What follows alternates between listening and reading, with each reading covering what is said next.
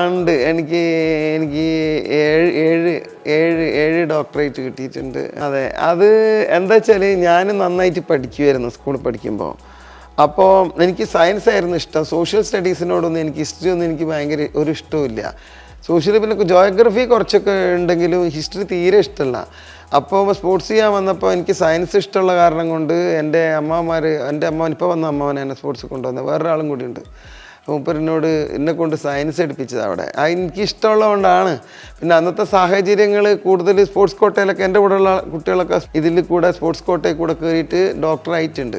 അപ്പോൾ എന്നെ അങ്ങനെ പഠിപ്പിച്ചതാണ്. പക്ഷേ അങ്ങനെ പഠിപ്പിക്കാൻ പോയ സമയത്ത് എനിക്കിഷ്ടം സ്പോർട്സ്, അതിൻ്റെ കൂട്ടത്തിൽ സ്പോർട്സ് ആയതുകൊണ്ട് ഞാൻ കുറേ ട്രൈ ചെയ്ത് നോക്കി. കാരണം ഞാൻ അതും എടുത്തിട്ട് ഞാൻ കോമ്പറ്റീഷനൊക്കെ ഇങ്ങനെ നടന്നു കഴിഞ്ഞിട്ട് വരുമ്പോൾ പ്രാക്ടിക്കലൊക്കെ എനിക്ക് മിസ്സാവും. അപ്പം ഞാൻ മേക്കപ്പ് ചെയ്യാൻ വേണ്ടി വീണ്ടും നോക്കും. അപ്പോൾ എനിക്ക് വീണ്ടും ഞാൻ പിന്നും കോമ്പറ്റീഷന് പോകും.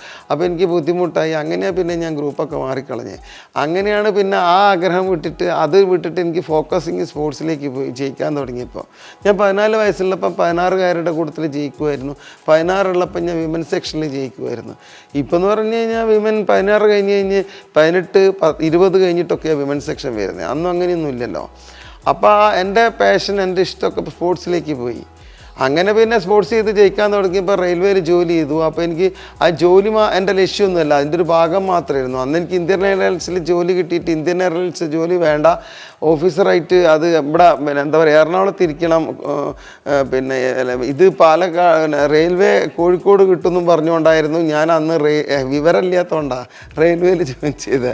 പിന്നീടുള്ള കാലത്ത് ഇന്ത്യൻ എയർലൈൻസ് എല്ലാവരും കോഴിക്കോട് ഓഫീസർമാർ വന്ന് പാലക്കാട് റെയിൽവേസ് ഓഫീസറായി കഴിഞ്ഞാൽ പാലക്കാടല്ലാണ്ട് കോഴിക്കോട് വരാൻ പറ്റില്ല. പിന്നെ പക്ഷേ എന്നെ റെയിൽവേ ഒക്കെ നന്നായിട്ട് സപ്പോർട്ട് ചെയ്തിട്ടുണ്ട്.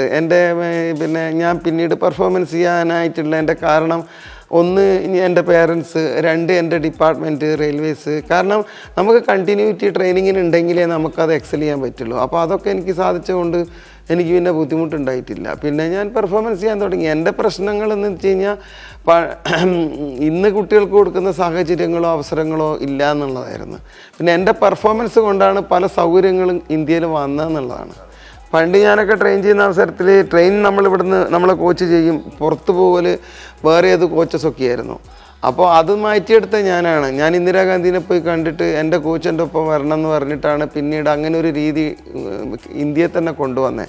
എക്സൽ ചെയ്യുന്ന ലൈറ്റ് ഗ്രൂപ്പിലുള്ള അത്ലറ്റ്സുകൾ നന്നായിട്ട് പെർഫോമൻസ് ചെയ്യുമ്പോൾ അവർക്ക് അവരുടെ പേഴ്സണൽ കോച്ച് അക്കമ്പനി എന്നുള്ള സിസ്റ്റം കൊണ്ടുവന്നത് തന്നെ ഞാനാണ്.